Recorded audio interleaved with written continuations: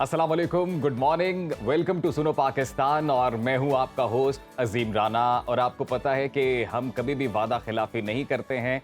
रिवायात और वादों के ऐन मुताबिक हिना न्याजी भी हमारे साथ स्टूडियो में मौजूद है। Thank you so much Azeem. Good morning everybody, hope everybody is doing fine. I am sure आप भी ठीक होंगे। जी बिल्कुल, मैं बेहतरीन हूँ। और हिना, पहले तो आप ये बताएं कि हम लोग वीकेंड के बाद वापस आ रहे हैं। जी बल्कि मैं तो यहीं पे था, हिना वापस आ रही है वीकेंड के बाद। आप बताएं जरा, कहाँ गुजारा वीकेंड आपने? मेरा वीकेंड जो था वो नॉर्दर्न एरियाज में गुजरा। बहुत मजा आया, फैमिली के साथ एक छोटा सा ट्रिप था मेरा।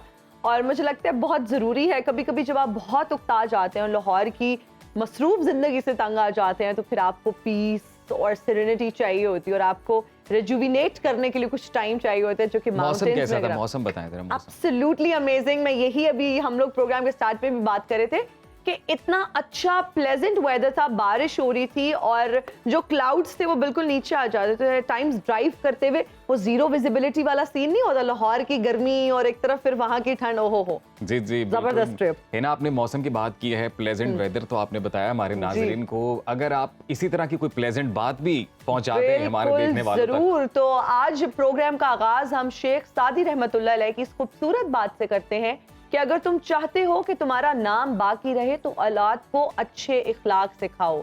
और ये बहुत ज़रूरी है कि अगर हम तरबियत की बात करते हैं, बच्चों की तरबियत की बात करते हैं, तो आपको चाहिए कि आप अपने बच्चों को वो कुछ सिखाएं जो आप में अच्छा है। आपकी लाइफस्टाइल में अगर कुछ अच्छा है, आप कुछ अच्छी आदत आपकी पर्सनालिटी में है, कुछ भी ऐसे अच्छे ट्रेट्स जो आप चाहते हैं कि हमेशा रहें, तो आपकी कोशिश होनी चाहिए कि वो आप बच्चों में ट्रांसफर करें। और फिर जब हम लर्निंग प्रोसेस की बात करते हैं, वैसे भी नेवर स्टॉप। बिल्कुल, लर्निंग प्रोसेस तो सारी उम्र जारी रहता है और ये जारी रहना भी चाहिए। तरबियत की, अच्छे अखलाक की हम बात कर रहे हैं, तो ये बड़ा ही बुनियादी जुज़्व है जी किसी भी इंसान की ज़िंदगी का। जब इंसान दुनिया में आता है, आंखें खोलता है और फिर जिस तरह के माहौल में वो परवान चढ़ता है, तो बड़ा ज़रूरी है कि उसको एक अच्छा, ख़ास और एक क्या कहते हैं, लर्निंग से भरपूर एक माहौल जो है वो प्रोवाइड किया जाए। क्योंकि यही इंसान, यही बच्चा, वो मर्द हैं, वो खातून हैं, कल को मुआशरे का हिस्सा बनेंगे, बाहर निकलेंगे, काम करेंगे, फिर एक चेन रिएक्शन है, कनेक्टिविटी बढ़ेगी। बिल्कुल। तो फिर जो तरबियत है वही मुआशरे की बुनियाद रखती है और इसी तरह ही मुआशरा आगे बढ़ता चला जाता है। और फिर जब हम बात ये कर रहे हैं कि लर्निंग प्रोसेस है जो सारी उम्र जारी रहता है, तो मेरा ये ख्याल है कि किसी भी इंसान को ये नहीं सोचना चाहिए कि जी बिल्कुल मैं अल्लाह माफ़ी दे के जी हर पे आखिर हूँ और मैंने सब सीख लिया है। ये लर्निंग प्रोसेस एक ऐसी चीज है कि आप सारी उम्र जितना सीखते चले जाते हैं, उतना ही मुआशरा है जो इनडायरेक्टली उसके लिए बेहतर होता चला जाता है। बिल्कुल। और अजीम, जो हम बात करें कि जो चाहते हैं हम आदात के वो हमारी आगे बढ़े, या अगर हम चाहते हैं कि हमारा नाम बाकी रहे, तो तमाम चीजें हमें औलाद को सिखानी चाहिए। और एक बड़ा नेचुरल फिनोमेना है कि वालदैन की जो आदात है या जो वालदैन की झलक है वो अक्सर बच्चों में भी नजर आती है। बच्चों में तो नजर बच्चे आती बहुत इम्पैक्ट लेते हैं। आप कुछ भी बच्चों के सामने करते हैं, बच्चों के सामने बोलते हैं, बच्चे उसको एब्जॉर्ब करते हैं। बहुत कुछ आप लोगों से सीखते हैं, वालदैन से तो बच्चे, क्योंकि पहली दरसगाह अगर कहा जाए तो बच्चों के लिए माँ बाप ही होते हैं। इनफैक्ट ज्यादा टाइम बच्चों का माँ बाप के साथ। और हिना, जब हम अच्छे अखलाक और अच्छी तरबियत का आज जिक्र कर रहे हैं जी, तो फिर बहुत ज़रूरी है ऐसी शख्सियत का जिक्र करना भी कि जिन पर इखलाक, एसार, शुजात, बहादुरी सब ख़त्म है। नवासे रसूल हज़रत इमाम हुसैन रज़ी अल्लाह अन्हुम। और फिर उन्हीं की मुनासिबत से आज का दिन, कि आज जो है वो 5 मुहर्रम का दिन है। और आपको ये बताते हैं आज के दिन से मुतल्लिक़ रिवायात से ही मालूम होता है कि हज़रत इमाम हुसैन रज़ी अल्लाह अन्हुम के ख़िलाफ़ जंग करने के लिए वक्फे से करबला आने वाली फ़ौज की तादाद उस रोज़ 30,000 तक पहुँच गई थी। और कूफे में इब्ने ज़ियाद ने लोगों को इमाम हुसैन रज़ी अल्लाह अन्हुम की नुसरत से रोकने के लिए हर मुमकिन ताकत, खौफ और जुल्म व सितम का इस्तेमाल किया। इब्ने ज़ियाद के सिपाही गिरोहों की शक्ल में पूरे शहर में गश्त करके लोगों को इब्ने साद की फौज में शामिल होने की तरगीब देते रहे। और फिर इब्ने ज़ियाद ने लोगों की निगरानी के लिए ऊंची जगहों पर अपने सिपाहियों को खड़ा किया हुआ था, जो हर आने जाने वाले पर नजर रखे हुए थे। जबकि दूसरी तरफ हजरत इमाम हुसैन रज़ी अल्लाह अन्हुम के साथियों में हक का साथ देने का अज़्म मजीद पुख्ता हो रहा था। इस्लाम और इंसानियत के लिए हर तरह की कुर्बानी के लिए वो दिलो जान से इमाम हुसैन रज़ी अल्लाह अन्हुम के साथ खड़े थे। बिल्कुल जी। और अब हम बात करेंगे कि मुल्क भर में सियासी, मौशी और अगर खेलों के मैदान की बात की जाए तो वहां पर क्या हो रहा है, इस हवाले से एक मुख्तसर सा जायजा लेते हैं। सियासी महाज पर बड़ी पेशरफ। दुबई एक बार फिर पाकिस्तानी सियासत का गढ़ बन गया। नवाज शरीफ और आसिफ जरदारी के डेरे अहम मुलाकात मतवक्के। मानसून के ताकतवर स्पेल से खैबर पख्तूनख्वा, कश्मीर और जीबी में तबाही। मुख्तलिफ वाक़यात में अब तक तकरीबन 15 अफराद जाँ बहक। महकमे मौसमियात ने 26 जुलाई तक मजीद बारिशों की पेशगोई कर दी। IMF मुआहदे के बाद टैक्सों की भरमार, बिजली के अवाम को जोरदार झटके। आटा, चीनी, सब्जियां और फल मजीद महंगे, अवाम की कुव्वत खरीद से बाहर। स्क्वाश के मैदान में पाकिस्तान के लिए बड़ी खुशखबरी। हमजा खान ने पाकिस्तान को 37 साल बाद वर्ल्ड जूनियर स्क्वाश का चैंपियन बना दिया। शाहीनों ने भारतीय सुरमाओं को धूल चटा दी। पाकिस्तानी ए टीम ने भारत को शिकस्त देकर इमर्जिंग एशिया कप जीत लिया। और पाकिस्तान और श्रीलंका के दरमियान दूसरा टेस्ट मैच आज कोलंबो में खेला जा रहा है। पाकिस्तान का टॉस जीतकर पहले बैटिंग करने का फैसला। जी बिल्कुल, न्यूज़ राउंड अप आपने जाना है तो बढ़ते हैं आज की बड़ी खबर की तरफ। सियासी मंजरनामे पर नज़र डालते हैं तो आपको बताते हैं कि हुकूमत की मुद्दत में तकरीबन अब 3 हफ्ते बाकी हैं और निगरान हुकूमत के मामले पर सियासी जमातों में अब मुशावरत का अमल भी शुरू हो गया है। ये खबरें आ रही हैं कि जी दुबई में नवाज शरीफ और आसिफ जरदारी के दरमियान अहम मुलाकातें मुतवक्के हैं, जबकि मौलाना फजलुर रहमान का भी आज दुबई पहुंचने का इम्कान है। तो इन मुलाकातों में हुकूमत की मुद्दत, निगरान सेटअप समेत अहम मामलात पर बड़े फैसले हिना मुतवक्के हैं। अब देखना ये है कि ऊंट किस करवट बैठता है और इत्तेफाक हो पाता है कि नहीं। और अच्छा हिना, इंटरेस्टिंग जो डेवलपमेंट इस सारे मामले से रिलेटेड गुज़िश्ता रोज़ हुई वो ये हुई कि जी नून लीग की जानिब से, जो कि इत्तेहादी हुकूमत का जो एक इत्तेहाद बना हुआ है, जो PDM उसमें मेन पार्टी है, उनकी जानिब से निगरान वज़ीर आज़म के लिए नाम दिया गया है जी इसहाक डार साहब का।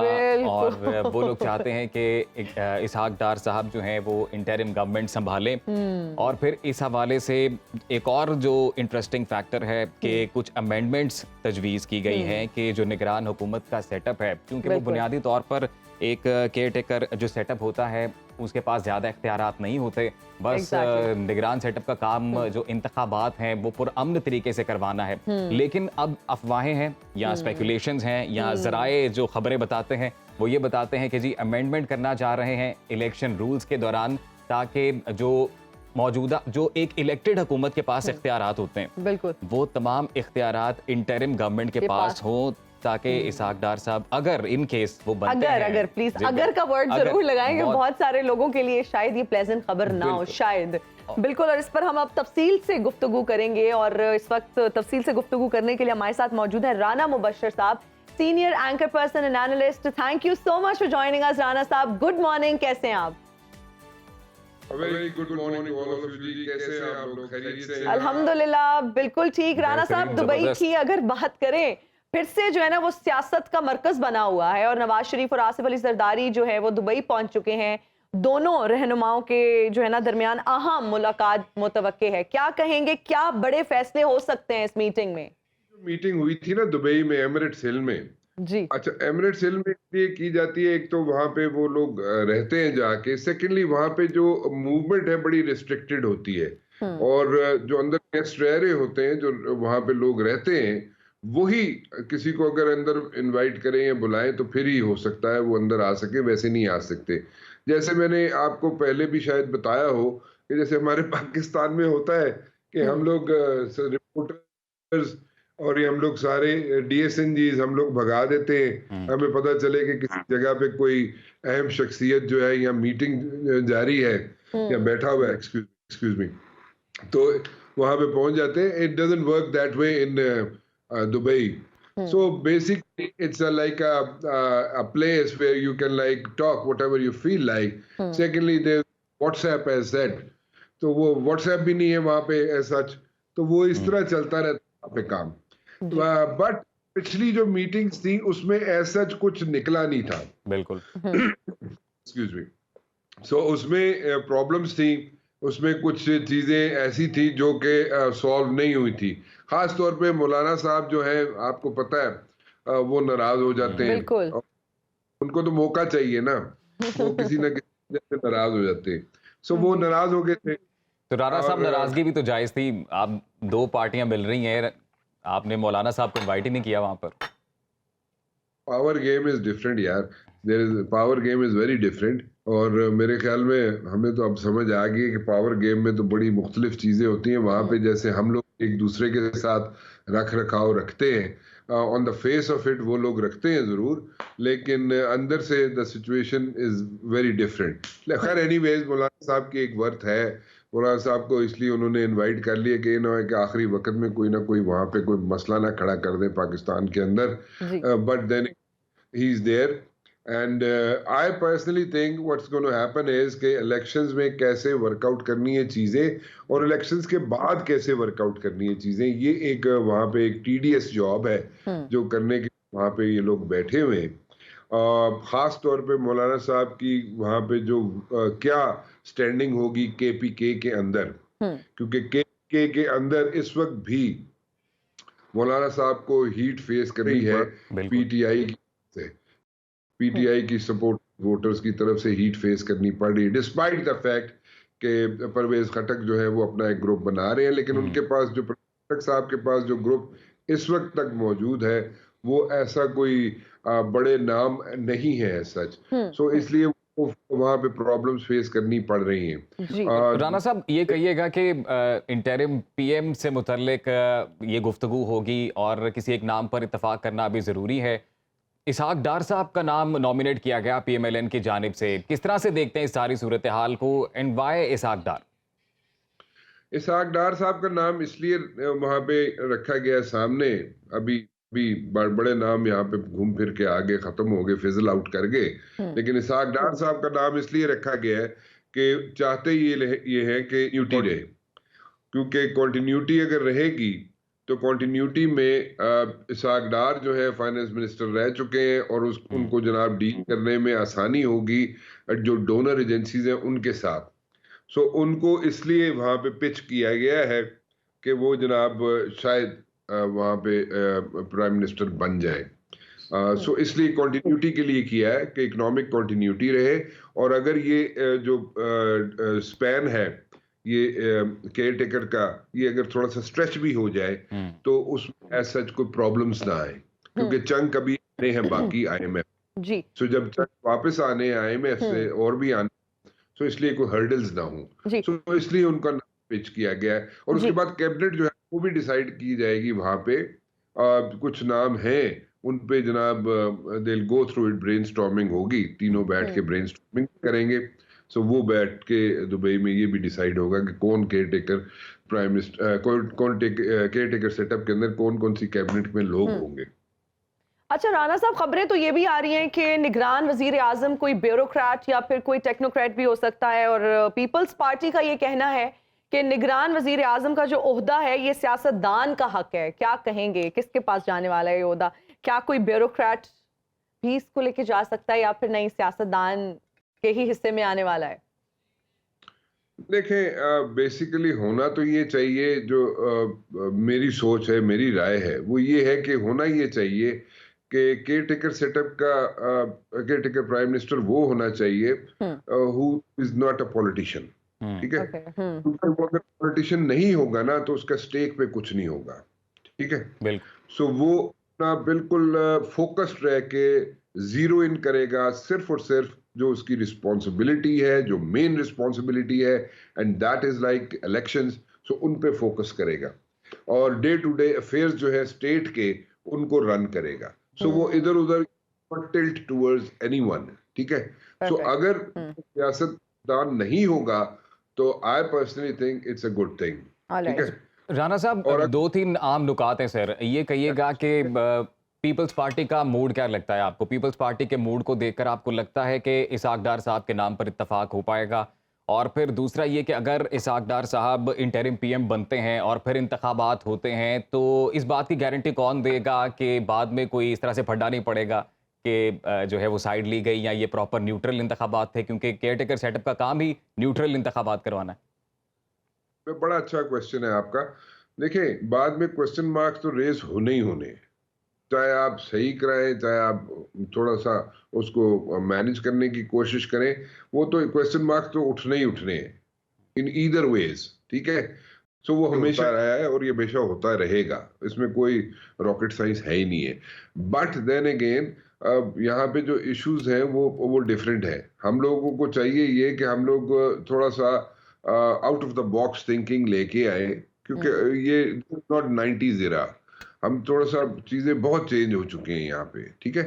सो हमें अगर एक ऐसा सियासतदान नहीं होगा तो जो मिनिमाइज हो जाएंगी चीजें कि जनाब वो था और वो न्यूट्रल प्राइम मिनिस्टर था, केयर टेकर, और वो जनाब उसने इंतखाबात करवाए और उसकी एक रिप्यूट भी हो। अगर उसकी रिप्यूट भी होगी वो न्यूट्रल होगा और उसके बाद जनाब उसका कोई किसी पार्टी से ताल्लुक नहीं होगा तो डेफिनेटली मिनिमाइज हो जाएंगी चीजें, प्रेशर मिनिमाइज हो जाएगा। बिल्कुल ठीक हो गया, बहुत सही बात की आपने, प्रेशर भी मिनिमाइज हो जाएगा तो न्यूट्रल होना बहुत जरूरी है। बहुत शुक्रिया राना मुबश्शिर साहब आपका, thank you so much for your time. और राना मुबश्शिर साहब ने बिल्कुल सही कहा, न्यूट्रल होना बहुत जरूरी है, प्रेशर भी मिनिमाइज हो जाएगा। बिल्कुल, वो कि ना आइन में ऐसी कोई कदगन नहीं है, आइन में ऐसी कोई क्लॉज अवेलेबल नहीं है कि जिसमें ये हो कि वो इंटरिम पीएम प्राइम मिनिस्टर जो है वो सियासतदान होंगे या ब्यूरोक्रेट होंगे, टेक्नोक्रेट होंगे। अलबत्ता जो इलेक्शन रूल्स हैं उनकी जो रिवायात रही हैं, जो हमने पिछली हुकूमतें देखी हैं, उसमें ज़रूर वो एक नॉन पार्टीसन न्यूट्रल सेटअप रहा है। तो अभी देखें कि आने वाली हुकूमत अब किस तरह की आती है और अभी बिलखसूस इंटरिम सेटअप से मुताल्लिक क्या फैसले होते हैं तो आने वाला वक्त बताएगा। Let's hope for the best, हम तो अच्छे की उम्मीद ही कर सकते हैं नाज़रीन, उससे अच्छे की उम्मीद के साथ ही लेते हैं एक ब्रेक। हाजिर होंगे ब्रेक के बाद, कहीं मत जाइएगा, देखते रहिए सुनो पाकिस्तान।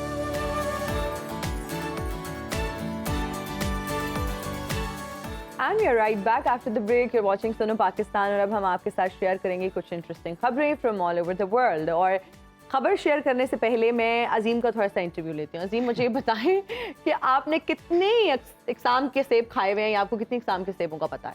अच्छा, बड़ा मुश्किल सवाल पूछा वैसे। अच्छा मैंने खाया जी, लाल रंग का सेब खाया, ठीक है, पीले रंग का सेब खाया, मतलब येलोइश ग्रीन, या ठीक है। फिर मैंने सेब खाया 240 रुपए किलो फिर मैंने 400 रुपए किलो सेब खाया जी। तो अच्छा, ये काफी है इकसाम। मैं उनके रेट थोड़ी पूछ रही हूँ, मैं तो पूछ रही हूँ इकसाम कौन कौन सी होती हैं। और ये आपने बिल्कुल सही कहा कि लाल, येलो या फिर ग्रीन कलर के एप्पल्स जो है वो मार्केट में भी अवेलेबल होते हैं। हम अक्सर रेडियो पर भी देख लेते हैं कि बड़े कोई हाई एंड रेस्टोरेंट्स में जो ग्रीन एप्पल है बड़ा एक्सपेंसिव मिल रहा होता है, लेकिन अब उससे भी एक्सपेंसिव जो है एक एप्पल मार्केट में अभी अवेलेबल तो नहीं है, लेकिन एक जगह पर पाया जाता है, हिमालय के माउंटेन्स में पाया जाता है और तिब्बत के भी माउंटेन्स में पाया जाता है। और इस एप्पल का नाम है जी ब्लैक डायमंड। और ये जो एप्पल है ये बहुत नायाब सेब है और बड़े जो हम मार्केट में देखते हैं दूसरे सेबों के मुकाबले में बिल्कुल डिफरेंट है। और हमानियों के सेबों की एक नस्ल है जिसे हम देख भी रहे हैं ना टीवी स्क्रीन पर इसकी। जी बिल्कुल, आप अपने टीवी स्क्रीन पर देख सकते हैं। अच्छा, वैसे अगर इस पर पहली नजर डाले ना तो ऐसा लगता है सेब सड़ गया हुआ। अच्छा, बिल्कुल ऐसा ही लगता है। और जब उसको काट के उसके अंदर से वो पल्प उसका नजर आता है या उसके अंदर वो जो नजर आता है अंदर से सेब येलो या उसका बिल्कुल ऑफ वाइट सा कलर नजर आता है तो ये अंदाजा होता है कि बिल्कुल फ्रेश है। मुझे बड़ी इंटरेस्टिंग बात याद आई। वैसे मुंह में तौर पर कहा जाता है कि भाई तेरी जुबान बड़ी काली है तो हम कह सकते हैं कि ये सेब भी बड़ा काला है। काला है। आपने खाया ये ब्लैक डायमंड? मैंने, अच्छा, I am looking for this. वैसे मैंने काला कुल्लू तो जरूर खाया है जो हमारे यहाँ पर दस्तयाब है पाकिस्तान में। I don't know for some reason उसको भी काला कुल्लू कहते हैं, शायद वो बहुत मरूनिश सा बड़ा डार्क टोन में होता है। लेकिन काला कोल्लू सुना मैंने, हिना, ये कुल्लू या काला कुल्लू क्या है? काला कुल्लू क्या है भाई? शायद ये काला कोल्लू ही है या काला कोला। काला एग्जैक्टली। लेकिन ये जो सेब है ये बिल्कुल काले रंग का है, जेट ब्लैक है। और चीनी कंपनी जो है इन्होंने इसको आर्टिफिशियली भी अब उगाने की कोशिश की है। बहुत सारे एक्सपेरिमेंट्स होते हैं तो उन्होंने ऐसा टेम्परेचर दिया है जहां पर बहुत ज्यादा ठंड होती है और अगर हम बात करें अल्ट्रा वायलेट रेज की तो इन सेबों तक पहुंचती हैं जिसकी वजह से दर्जा हरारत है वो इस तरह से। मेरे ख्याल से इस जो सेब की लुक है वो शायद इसी वजह से ऐसी है, बिकॉज ऑफ द ज्योग्राफी।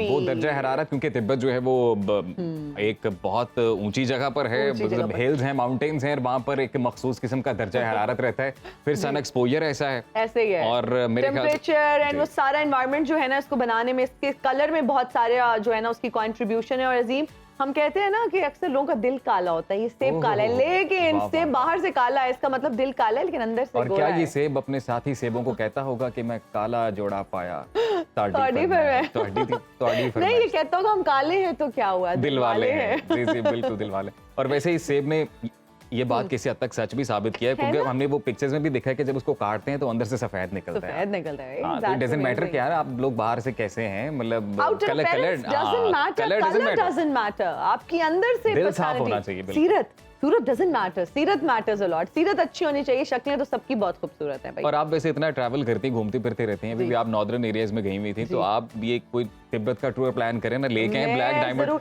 नहीं, मैं वहां से वैसे लेकर आई हूँ। मैं अब आज चटनी और मुरब्बे घर में बन भी रहे हैं। वो छोटे कुछ एप्रिकॉट्स थे, कुछ प्लम्स थे, और वो बहुत डिफरेंट प्लम्स थे। यहाँ जो लाहौर में हम आलू बुखारा खाते हैं, वैसा आलू बुखारा बिल्कुल नहीं था, वो बहुत जबरदस्त लजीज था। तो तिब्बत का भी ट्रिप हमें प्लान करना चाहिए, आप लोग भी जरूर जाएं और वहां जाकर काले से ब्लैक डायमंड्स एंजॉय करें। एंजॉय करें, बहुत जरूरी है। अच्छा है ना, आपने मेरा इंटरव्यू तो बड़ा शानदार लिया। अच्छा, और आते ही आपने आई वाज़न्ट एक्सपेक्टिंग कि मुझे आते ही पूछा जाएगा कि जी सेब किस इकसाम के, बहरहाल कितनी इकसाम के। तो मैं ये पूछता हूँ कि आपसे, मेरा भी एक सवाल है ना, बनता है मेरा भी एक सवाल। अल्लाह ताला मैं ये पूछना चाहता हूँ आपसे कि वैसे हमने, आपको याद है बचपन में एक कव्वे की कहानी आती थी, थर्स्टी क्रो? बिल्कुल। तो वो आपको कहानी एक, क्योंकि एक कव्वे से रिलेटेड हम अपने नाजरीन को बताएंगे, लेकिन उससे पहले मैं ये चाहता हूँ कि आप थर्स्टी क्रो तो सुनाए जरा। यार मुझे तो पता नहीं याद है नहीं, but okay, I can Try try. करें, try. Okay, once there was a crow and he flew here and there in search of water and he couldn't find, and then eventually he found a pitcher and there was no water in it शायद, then he took some pebbles, कुछ ऐसी थी यार, भूल गई। जी, It was like बिल्कुल, long समझ आ time गई है, ago. आपने बड़ा शानदार जवाब दिया है। खैर अपने नाजरीन को बताते हैं कि जी एक ऐसा कव्वा है कि आप ये प्यासे कव्वे वाली कहानी भूल जाएंगे, क्योंकि एक वीडियो आपको दिखाते हैं जिसमें जो एक कव्वा है वो एक प्लास्टिक की खाली बोतल को अपनी चोंच में दबाकर कुछ तलाश कर रहा है, और ये वीडियो आप देख भी सकते हैं। फिर वो एक कूड़ेदान पर जाकर बैठ जाता है और इस बोतल को कूड़ेदान में डाल देता है, जिसके लिए इसे थोड़ी मुश्किल का सामना जरूर करना पड़ता है ना। इंस्टाग्राम पे वीडियो बहुत वायरल हुई है जी, और इसका कैप्शन बड़ा शानदार था, और वो कैप्शन ये था कि आप भी मतलब सब इंसान जो हैं वो इस कव्वे की तरह बने और इस कव्वे से सबक सीखें, अपने इर्द गिर्द के माहौल को साफ रखें। बहुत अच्छा एंड साउंड मैसेज था जी इस वीडियो में। हमें भी चाहिए कि हमारी जो रिस्पॉन्सिबिलिटीज हैं हम उनका एहसास करें, और अगर हम सिर्फ कव्वे को ही देखें, बिल्कुल थर्स्टी क्रो कहानी थी जो बचपन में हम सुना करते थे, लेकिन अगर इस वीडियो में आप देखें, जो अभी आप अपनी स्क्रीन पर भी देख सकते हैं, कि कव्वा जो है खाली बोतल को लेकर वो किसी खुली जगह पर या ऐसी जगह पर नहीं फेंक रहा या साफ जगह पर नहीं फेंक रहा, बल्कि वो कचरे के उसमें या कूड़ेदान में जाके वो स्पेसिफिकली उसने अपनी चोंच में बोतल रखी हुई है, और बहुत मुश्किल से हम देख भी रहे हैं कि बहुत मेहनत के बाद उसने उस कूड़ेदान में उस बोतल को फेंका। अगर हम अपनी बात करें, हमें अल्लाह ताला ने अशरफुल मखलूकात बनाया है, हमारे पास सोचने समझने की सलाहियत मौजूद है। इसके अलावा भी हम बहुत छोटी छोटी गलतियां कर देते हैं। हमने बड़े कैजुअली लोगों को देखा है कि गाड़ी का शीशा नीचे करते हैं। टेम किया जा सकता है कव्वा, टेम किया जा सकता है, क्योंकि मुझे लग ये रहा है कि उसे प्रॉपर सिखाया गया है कि किस तरह से जो बॉटल है वो करनी है। बिल्कुल, ये वीडियो इसीलिए तो बहुत इंटरेस्टिंग है और इसीलिए इतनी वायरल हो रही है कि कव्वे से हम ये एक्सपेक्ट नहीं करते इतनी सैनिटी कि वो इतना सेन होगा या वो इतनी कोई समझदारी वाली चीज करेगा, लेकिन इवेंचुअली टेक्निकल हरकत की है इस कव्वे ने, और जब टेक्निकल हरकत कव्वे ने की है तो फिर इंसानों को भी करनी चाहिए। तो टेक्नोलॉजी का जिक्र करते हैं यहाँ पर, और मुस्बत खबर है ये कि सऊदी अरब, मुत्तहिदा अरब अमारात, कतर, कुवैत, ओमान और दीगर ममालिक के जो सरमायाकार हैं वो अब पाकिस्तान के IT के शोबे में सरमायाकारी में दिलचस्पी का इजहार कर रहे हैं, और उनका ये कहना है कि IT के शोबे में डिजिटल पाकिस्तान एक बड़ा प्लेटफॉर्म है और हमें पाकिस्तानियों की सलाहियतों पर भरोसा है। रोजगार को बेहतर बनाने के लिए IT सेक्टर अहम किरदार अदा कर सकता है। पाकिस्तानी स्टार्टअप्स, फ्रीलांसर्स और IT कंपनियों के लिए दुनिया में अपना नाम बनवाने के लिए अब एक बड़ी गुंजाइश इनाम मौजूद है। बिल्कुल, अगर हम टेक्नोलॉजी के शोबे और टेक्नोलॉजी से मुताल्लिक मौके पाकिस्तान की बात करें तो मुस्तकबिल में पाकिस्तान में इस तरह के बहुत सारे मौके मौजूद हैं, वो लोग वहाँ पर आना चाहते हैं। हमें भी अगर हम देखें, हमारा बहुत ज़्यादा वक्त जो है वो हम सर्व करते हैं टेक्नोलॉजी पे, मतलब हमारा सारा टाइम मोबाइल पे गुजरता है, लेकिन अगर कुछ कंस्ट्रक्टिव होगा और पाकिस्तान में इस तरह का इनिशिएटिव अगर वो ले रहे हैं और कुछ अच्छा होने जाए टेक्नोलॉजी की दुनिया में, तो this is a very good बहुत न्यूज़। बड़ा मार्जिन मौजूद है हिना इसके अंदर। हमारा जो IT सेक्टर है उसमें एक बहुत बड़ा मार्जिन मौजूद है। बड़े टैलेंटेड बच्चे हैं जी माशाल्लाह से, कईयों को तो मैं भी जानता हूँ, बड़ा जबरदस्त काम करते हैं। तो ये एक बड़ा ही जबरदस्त इनिशिएटिव होने वाला है कि बिलखसूस जैसे ये जो गल्फ कंट्रीज हैं, अगर ये इत्तेहाद करके पाकिस्तान के साथ और इस तरह मिलजुल के बिल्कुल कोलैबोरेट करके अगर IT सेक्टर के लिए काम करें तो Pakistan would have been the next tech giant, you never know. तो हमारी जो ये खबरों का सिलसिला है, जो इंटरेस्टिंग न्यूज़ है, वो हम आप तक पहुंचाते रहेंगे जी। हमारे साथ जुड़े रहिए, वापस आएंगे एक ब्रेक के बाद। देखते रहिए सुनो पाकिस्तान, सुबह की हर बात।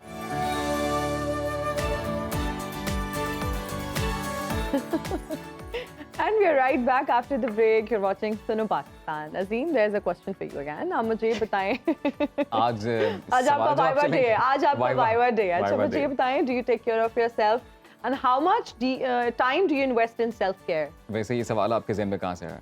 मैं पहले आप अब- सेब पूछ रही थी, अब आप सेल्फ केयर का पूछ रही हैं। आप बताएं तो ना, हर चीज के पूछने का कोई ना कोई मकसद होता है. मैं वो सारा एक्सप्लेन करती हूँ. जी बिल्कुल बिल्कुल बिल्कुल, मैं करते हैं? ख्याल रखता हूँ, बहुत जरूरी है और सबको रखना चाहिए ख्याल।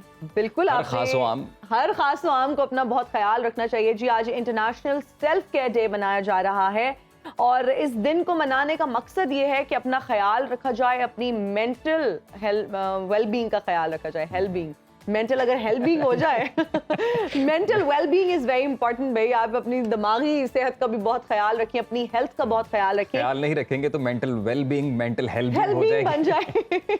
इंटरनेशनल सेल्फ केयर डे आज मनाया जा रहा है और इस दिन को मनाने का मकसद यह है कि आप अपनी सेहत का ख्याल रखें, अपनी बॉडी का, अपने सोल का ख्याल रखें.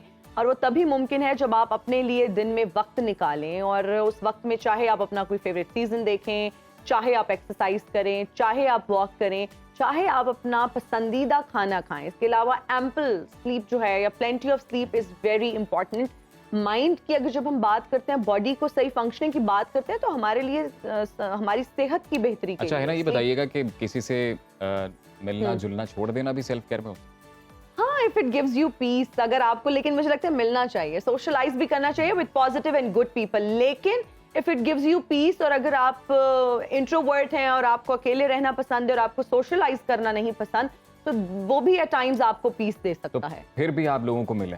जरूर मिले. सोशलाइज करना is a good thing, it's a good activity. और बिल्कुल सेल्फ केयर में ये भी आता है कि आप अपने फ्रेंड्स के साथ बाहर जाएं, आप उनके साथ बिल्कुल। कॉफी के लिए जाएं, डिनर के लिए जाएं, लंच के लिए जाएं, आप उनके साथ अच्छा क्वालिटी टाइम गुजारें. इसके अलावा एक्सरसाइज बहुत जरूरी है. हम बहुत बार इसकी बात कर चुके हैं अपने प्रोग्राम में भी और तकरीबन हम हर वीक इस पे बात करते हैं. अब हम इंशाल्लाह आपके लिए कुछ ऐसे मैं सेगमेंट्स एक भी बड़ी लेकर आएंगे. इंटरेस्टिंग रिसर्च पढ़ रहा था कहीं पे और वहाँ पे उन्होंने लिखा था कि आप दिन में एवरेज 10,000 स्टेप्स, जो 10,000 कदम हैं, वो आपको रखने चाहिए कम से कम. मतलब आप चलते फिरते काम करें.